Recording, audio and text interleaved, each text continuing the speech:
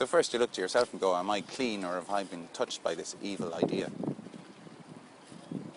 When you find you're clean and don't recognise the guy at all, you look at when they say these guys were embedded, you go, oh well, I've been deep undercover since then. They don't know about me anymore, they forgot about me. I know they've got it on paper, but I don't come up with red lights anymore when I go through an airport or whatever. Because I don't go through airports anymore because I'm deep undercover. And so this is a philosophy that I come across a lot, is that I'm so far under the radar, they ain't going to catch me. There's so many Muppets like Charlie Beach around, the common thing I hear these days is that they're coming for Charlie. They're coming for whoever's...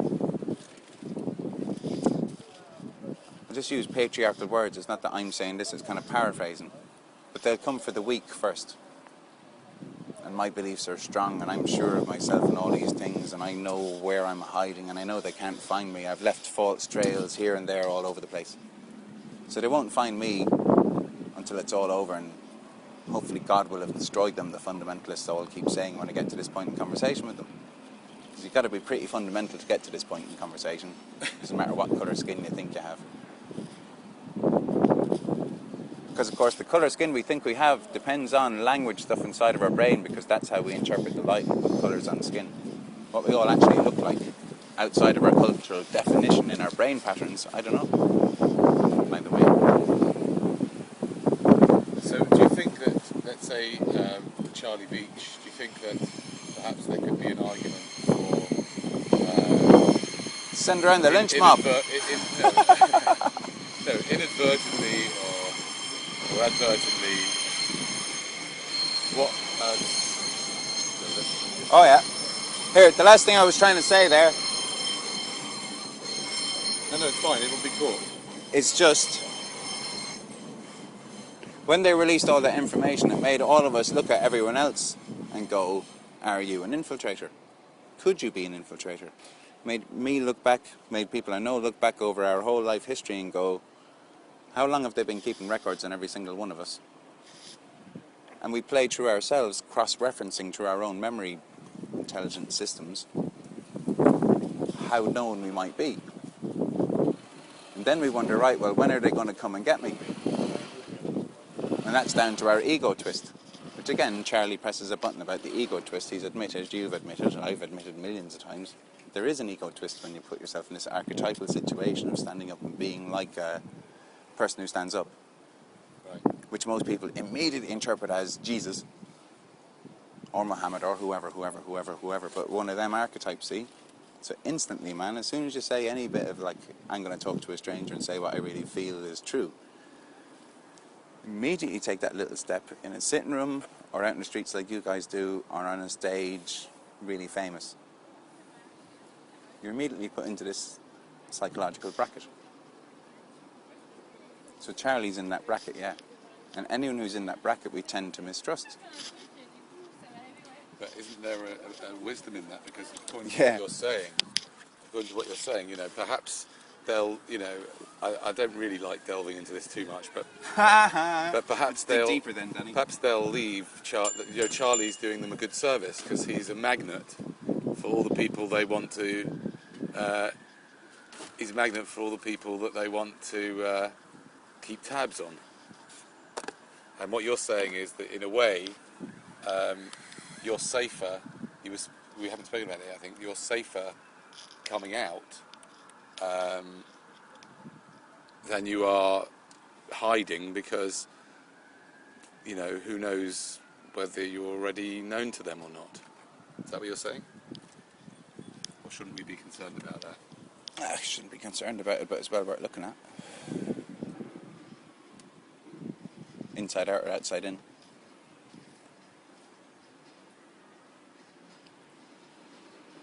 Like, Charlie's effect is brilliant, and we grow to love Charlie, and we think, wow, Charlie's our shining knight, which is an apex.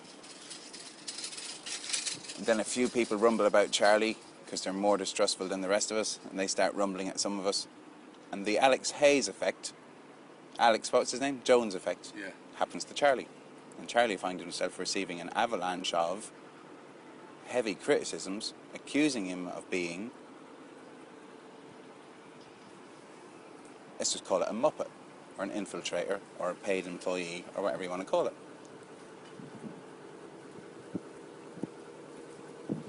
They get blinded by his light, or whatever you want to call it, but it begins to call it into question. Danny goes further into the thing, like David Icke, or your man that was in MI5 or anything else, delves further into it and finds that there's light and darkness in him, that he has the potential to be one of Satan's top lieutenants, but he chooses the light. But he has to go through a castle perilous stage, and he's really famous already by now. And a really contentious subject, with people just voting. And they're all gossiping off there in the fourth dimension, everyone's gossiping. Poor Charlie, or David Icke, or me, or you, or any of us, are picking up all these invisible frequencies that we admit we recognize exist.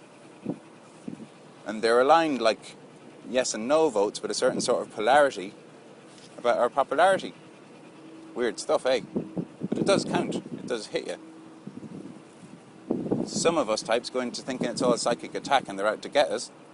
Some of us just go, people are confused, and I'm confused. It's all really simple. I'm confused. I'm going to sit still until I feel like doing something, and then I'm just going to do what I feel like doing. Probably if you do that, you'll come through it all really fine. But if anywhere along the way, while you're really confused, you get a fight or flight thing, then you'll make mistakes. Then you'll have to seed back through those mistakes later on when you've gotten worse trouble than you were in, and try and figure out where did you start to get the fear and go off in a mad direction. So a few weeks ago, you'd really start thinking, man, Charlie's such a muppet. He must be getting paid to be stupid. He couldn't just be this stupid. Because tactically, to people who are tactical, it just seems non-tactical what he's been doing. To go on ITN and say, I'm going to disrupt the whole thing in England is just lack of awareness. And that's a dichotomy because he's been raising loads of awareness. So you see the pattern of leader rises to the top of movement but is actually an infiltrator. That's why he had no fear, because he had nothing to fear. Gets to top of thing and leads everybody off path. Now that's a pattern we've seen before, and if we see that pattern start to develop with Charlie, we get a bit worried that will this happen to Charlie? Some people jump the gun and assume it's happened to Charlie. In fact, that's what Charlie was at all along, and I think we're already in that phase now. From people I bump into chatting about Charlie, like there's that phase of things with him. He's become like the 80s to some people, because that's how I interpret how people think anyway, a lot. So it put an effect through us where we all have to look and see, what is an infiltrator? Do you have to be paid to be an infiltrator? Or is just believing in the system and not having woken up fully, is that enough to qualify as being an infiltrator? To be employed in any job and not have awoken means that you're a sleeper for the system. And it all gets a bit like the Matrix films. Agent Smith can morph out of any street bum if that street bum isn't enlightened.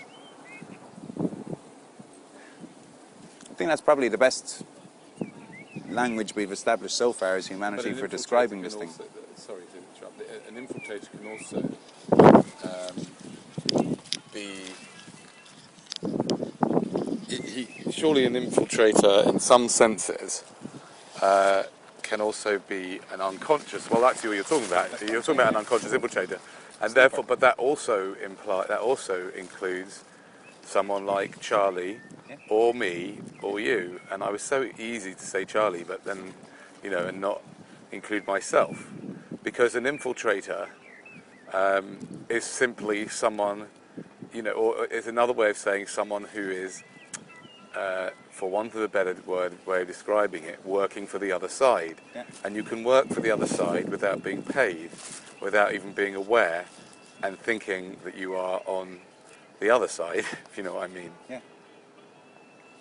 And that's what perhaps anybody who cares about where we are going as a human race and wants to be, inverted commas, an activist, has to be aware of, and has to be vigilant, really, not in the sense of oh, you know, we've got to look around at all times and be frightened that there might be infiltrators, paid infiltrators, but actually be vigilant to, I need to be vigilant to myself. You know, is what I am doing helping or hindering?